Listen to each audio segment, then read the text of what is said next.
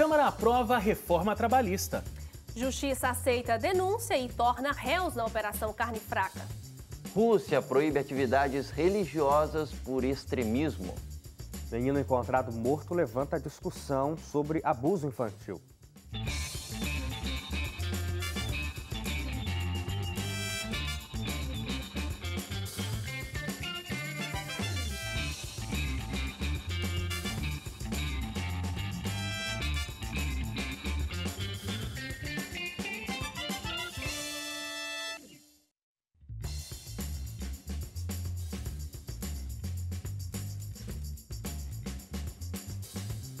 Olá, tudo bem com você? Começa agora o nosso Redação Novo Tempo. A gente está aqui discutindo os principais assuntos que nos chamaram a atenção durante a semana pela sua rádio e TV Novo Tempo. Você pode interagir com a gente sempre. facebook.com/ntjornalismo. @ntjornalismo. Você encontra a gente no Instagram e também tem o nosso site novotempo.com/jornalismo. E aí, Hélio Moura, tudo bem com você? Tudo certo. Um abraço para quem está acompanhando a gente. Obrigado pela companhia outra vez.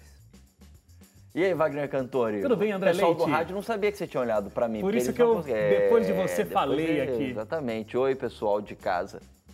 E quem não está em casa também, né? E quem não está em casa também, está assistindo a gente no mercado, por exemplo. De repente. Nossa, no mercado pode ser. Pode ser, inclusive, num restaurante, sabia? Eu ia falar isso. O Bruno Eumano, o editor-chefe do Jornal da Novo Tempo, estava de férias esses dias, estava em Foz do Iguaçu, num restaurante, aí estava passando um monte de jogo lá, e quando ele olha, quem é que está na tela da televisão? Hélio Moura apresentando o Jornal da Novo Tempo. Então, estavam lá assistindo ao Jornal do Novo Tempo em Foz do Iguaçu. Olha, então vou aproveitar e mandar um abraço para a cidade de Cachoeira do Sul, no Rio Grande do Sul. Para Foz do Iguaçu. Não, Foz do Iguaçu já mandaram aí, Era tá? Sul. Cachoeira do Sul é o seguinte... É porque rima com Foz do Iguaçu. Né? Não, é porque lá a gente tem a nossa TV Cachoeira, né, que transmite Regional, o sinal da ali. Novo Tempo. E lá os comércios, eles ficam com a TV Novo Tempo ligada o tempo todo. É incrível. Que legal. Você tá andando na rua e eu vejo todos vocês aí na televisão. Mas é que nesse momento só se for uma pizzaria, porque é à noite já, né? Agora a gente tá no sábado à noite, no Inédito, aí... Mas tem a reprise. Tem a reprise, mas domingo à tarde. Mas daí acho que o pessoal do restaurante já fechou. Que seja, né? A parte Então. importante é que a galera lá assiste. Isso, exatamente, Né? exatamente. Tem o quê? Um abraço. Não tem. Não tem. Oi, Tô falando com ponto, não sou louco. Deu um problema aqui, que eu tô conversando sozinho, mas tem gente falando a produção aqui. É a aqui. produção. Tudo bem, Suzane? Tudo bem, Eu Wagner. já dei oi pra você, ainda não? Não, porque a gente, né, ficou foi aqui e voltou. eufóricos com esse comentário pra lá e pra cá. Isso. Oi pro pessoal de casa, é um prazer estar aqui com você de novo. Vamos lá para os nossos destaques. Vou começar aqui com o Hélio, como sempre. A Câmara aprova, então, a reforma trabalhista e agora isso vai seguir para o Senado. Vai para o Senado. Foi uma maratona que os deputados fizeram na quarta-feira. Começou de manhã a sessão e só acabou por volta de 2 horas da manhã, já de quinta-feira, porque a oposição queria tentar obstruir, né, tentar fazer com que isso não fosse aprovado agora, porque a oposição disse que não houve discussão suficiente sobre a reforma trabalhista. E, de fato, não houve, porque o projeto foi enviado pelo governo agora, no começo do ano, e o Planalto queria que até o meio deste ano a proposta fosse aprovada, tanto a trabalhista quanto a reforma previdenciária, que ainda está em discussão na Câmara também. Então, e são reformas, no caso da trabalhista, muito profundas, muitas coisas deverão mudar.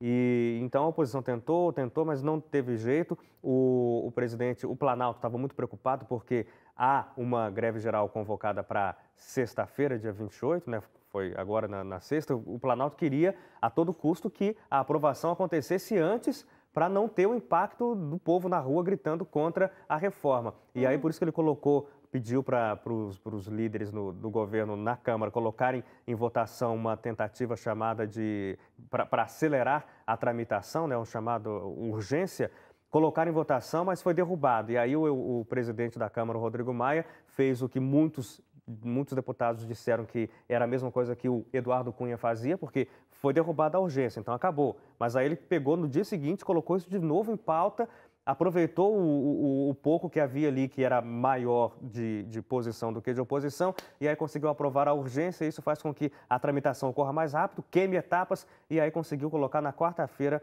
a aprovação da Previdência, da reforma trabalhista.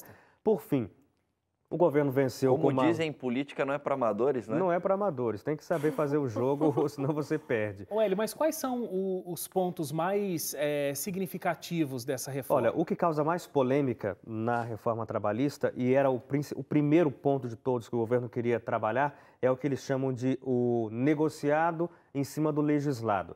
Significa o seguinte, isso já ocorre hoje, mas agora com a flexibilização dentro da lei, isso está regulamentado diante do ponto de vista jurídico. Está não, porque tem que passar pelo Senado ainda, depois tem que ir para a sanção presidencial. Mas dificilmente isso vai cair. Mas enfim, o mais polêmico é isso. Significa o quê? Que uma classe trabalhista, uma classe trabalhadora, dentro de uma empresa mesmo, ou o grupo dentro do sindicato, pode fazer acordos com a classe patronal que, se fosse pela legislação, seria proibido. Mas esse acordo, se for fechado legalmente, está aqui, ó, a gente concorda mesmo com esse ponto, vai valer mais do que o que está escrito na lei, na CLT. Para muitos, isso vai ser um problema, porque vai acabar reduzindo direitos trabalhistas. E aí você pode pensar em, sei lá, jornada de trabalho, por exemplo. Não, a gente concordou aqui, nosso sindicato concordou que dá para a gente trabalhar mais do que deveria.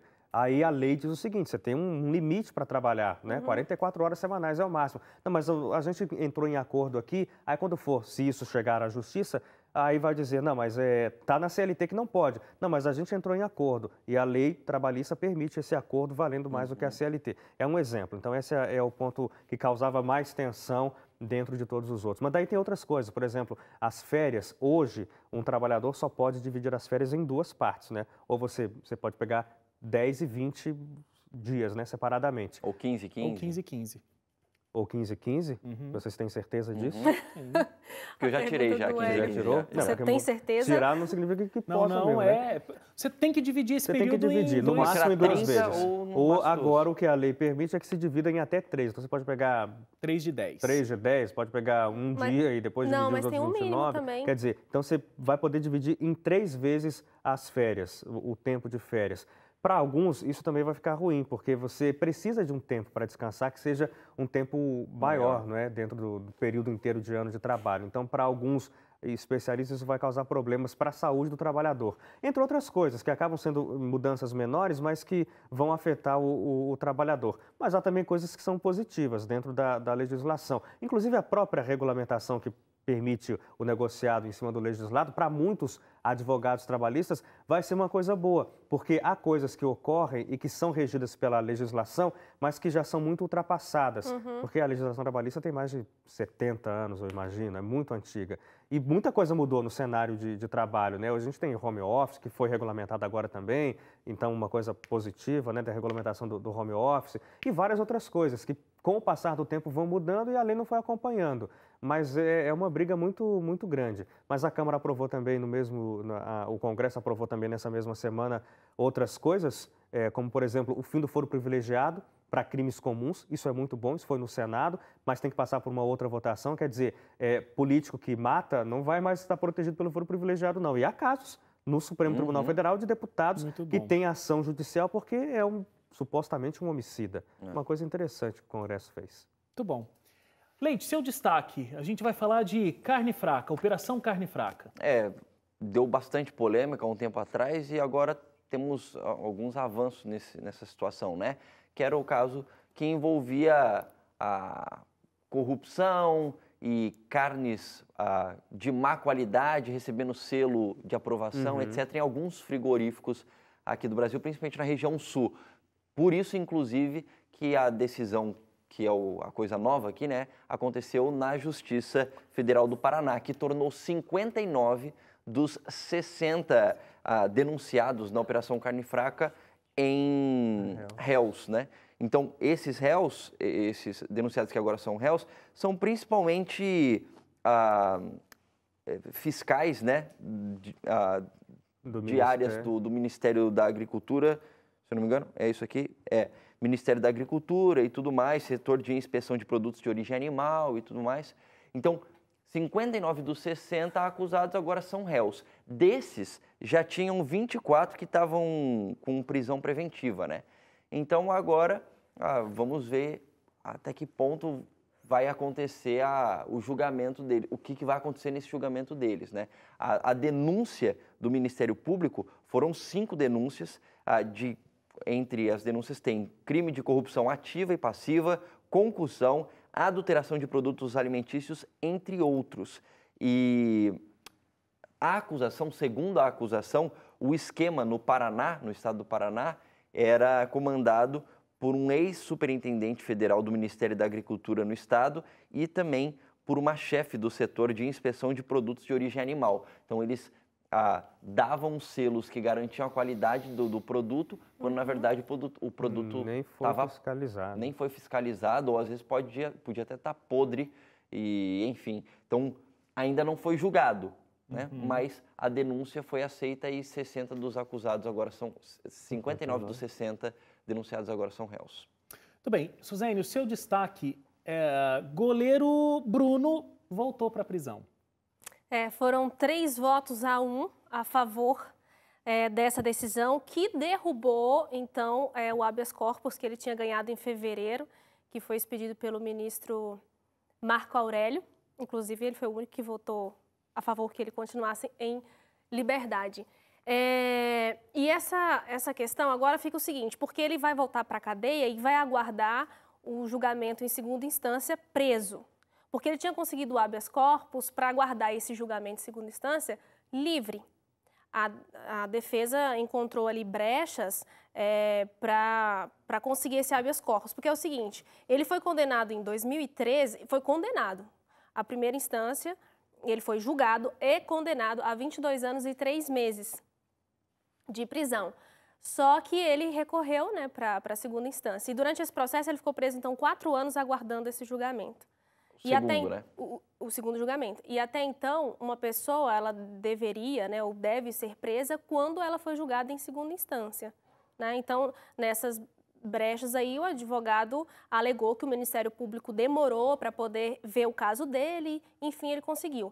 Só que o Procurador-Geral da República, o Janot, ele entrou com um pedido porque é o seguinte, ele entendeu que a defesa, o que eles chamam de interposições de recursos, ficou recorrendo demais durante todo esse processo, durante os anos, né? E o processo se arrastou durante todo esse tempo. Então, por isso a demora. Mas o advogado, o goleiro Bruno, afirma que não, que ele cumpriu com todos os prazos processuais e que a demora foi mesmo do Ministério Público. De um jeito ou de outro, fato é que Bruno vai aguardar a sua sentença final, preso lá, bem na sua cela, pensativo, refletindo sobre a vida. Todo mundo já falava que ia acontecer, né? Mas e outra, tinha gente que queria apostar no contrário e aí acabou e o causando Gol Esporte polêmica, deu né? um tiro no pé, porque brigou com todo mundo, né? Defendeu perante a mídia, perdeu patrocinadores para poder sustentar a contratação dele e agora perdeu em definitivo o goleiro, né? E ele vai ficar lá preso. Muito bem, olha, o Redação está só começando. No próximo bloco a gente vai falar sobre a decisão da Rússia em suspender as atividades das testemunhas de Jeová. E para nos ajudar com a discussão, a gente recebe aqui o advogado Thales Moura. Ele vai estar com a gente falando sobre liberdade religiosa. Não saia daí, o Redação volta já.